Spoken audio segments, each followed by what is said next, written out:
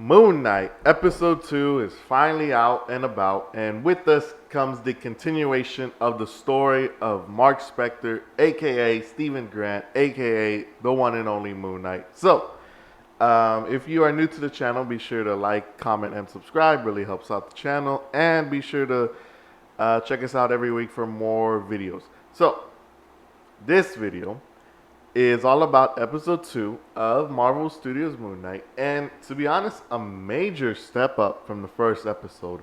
The first episode, when looking back at it, is really a building up, like building the setting of it. Because when it comes to the MCU, we really haven't dealt with sort of, the UK or ancient Egypt, and so now as we're looking at it, we are starting to see whole different aspects of the world. So episode 1 was mainly used to build the setting that we were going to be in. Episode 2, on the other hand, actually helps us understand sort of the character of Mark Spector, aka Stephen Grant, and pretty much what he's dealing with. So the episode starts off with sort of the aftermath of the previous episode, with Steven waking up and not really sure about what had happened. Of course, he was fighting what we now know is a jackal, what many people thought would be a werewolf. But he wakes up and he realizes that, yeah, something has happened. So he goes to his job and he's trying to look at the security cameras, only to find out that nothing's really happened. Yeah, it sort of has been invisible. And what we end up finding out is that the jackal, which is the big wolf creature that Moon Knight fights, can actually be invisible to the eye, but can still hurt you if you can see it. So that being, if you see it or if you're close to it, it could have the effects of hurting you, unless you're Mark Spector, in which you can actually see it. So moving on from this, Steven actually ends up getting fired, and from there he ends up going across and trying to find some more evidence to prove that someone else is taking over his body.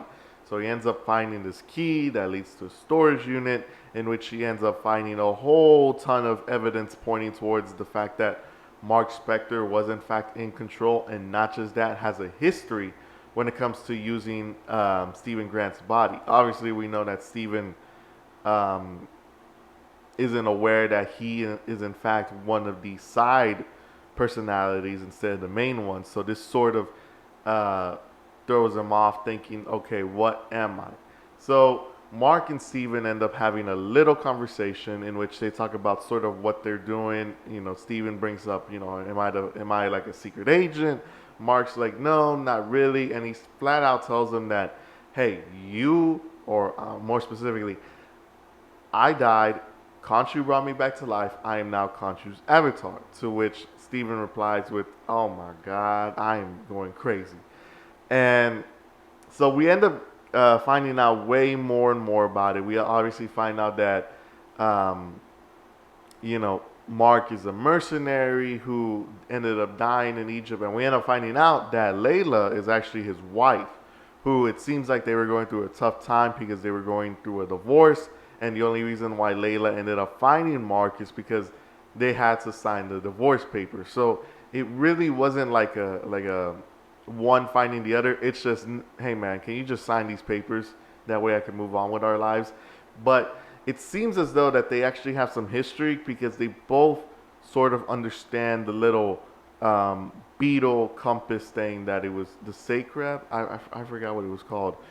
But they both sort of understand what they're going through. Layla ends up confronting Steven, and obviously Steven has no memory whatsoever of her and Layla, so she's essentially talking to a stranger. And it really makes it so, like, the conversations that they have between Layla and Steven, with Mark in the background trying to interfere, is really, really great. I think that Oscar Isaac does a great job when it comes to these personalities, and it really does show the sort of range that he can do when it comes to, like, having a one-on-one conversation with the person right in front of you, but also hearing the voices that are coming from inside of your mind. It's sort of like having two discussions going on at the same time, which I think is really, really fun and interesting. And especially because when you really pay attention, you sort of have like two conversations going on. You have the main conversation between Steven and Layla, and then you have Mark trying to interfere by not trying to get her to be in harm's way. So it's really, really, really good, well written and shotly. It's shot very, very well. I really did love how the reflections are used. Right, they use reflections on, you know, mirrors and bowls and cracked mirrors and stuff like that. It really, really looks good. Moving forward from that, we move on to the character of Arthur Hallow, who ends up kidnapping Stephen and brings him to essentially where his cult is, which is like in some underground place, or maybe in a city, or I think it was in a city, but he just made his place sort of uh, how do I say it? Like peaceful, because Arthur ends up stating that this town used to be full of crime, but after he ended up coming in and helping the people, he ended up essentially bringing it down to a normal, peaceful town, which is really, really interesting when you sort of imagine that, okay, he's doing a good thing, but it's not really for the right reason. He's helping people, but the way that he does things could be a little bit controversial.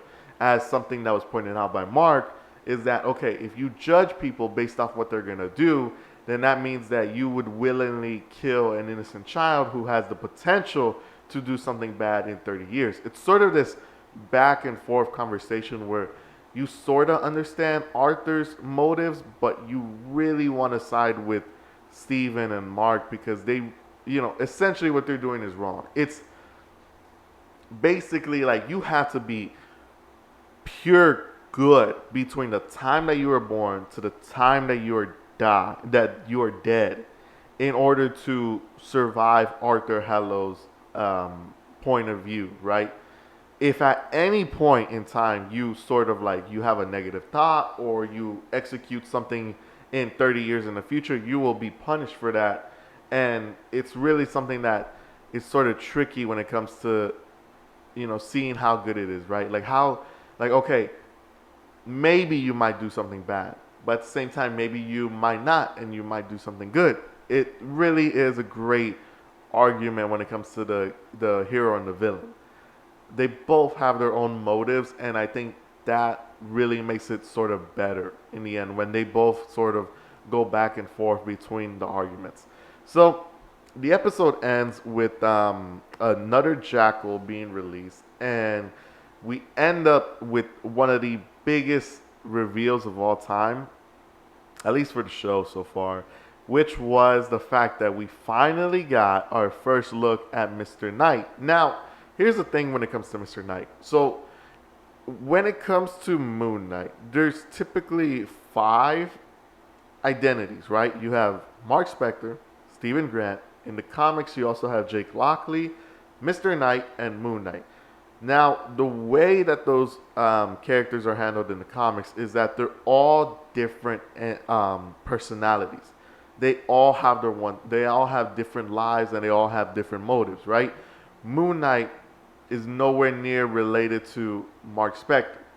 Mr. Knight is nowhere near related to Stephen Grant. But in the show, the way that they're doing it is that whenever Stephen is in control and he wants to harness the power of Khonshu, he'll summon the Mr. Knight suit. But if Mark's in control, he can summon the Moon Knight suit. So it's sort of like combining the characters into one, right? They're sort of intertwining the characters. So when you think of Steven, you'll usually think of Mr. Knight. And when you think of Mark, you'll think of Moon Knight. Now, Mr. Knight was really, really cool. I really love the interactions that they did. He's more of a detective-based character when it comes to his role in the comics. I think they're gonna probably shy away from that. It just seems like it's gonna be the suit that Stephen Grant can take hold when he's in control. But we'll see. I don't want to judge it right now. If anything, I'm gonna have to wait till the end of the season, just because I feel like we still don't have enough evidence to prove that, okay, what is their goal? You know, like, we don't have enough content to really give a true statement. Like, we can't really say, oh, they ruined Mr. Knight because he's related mainly with Stephen Grant. Like, no, we shouldn't really do that. We still got 4 more episodes.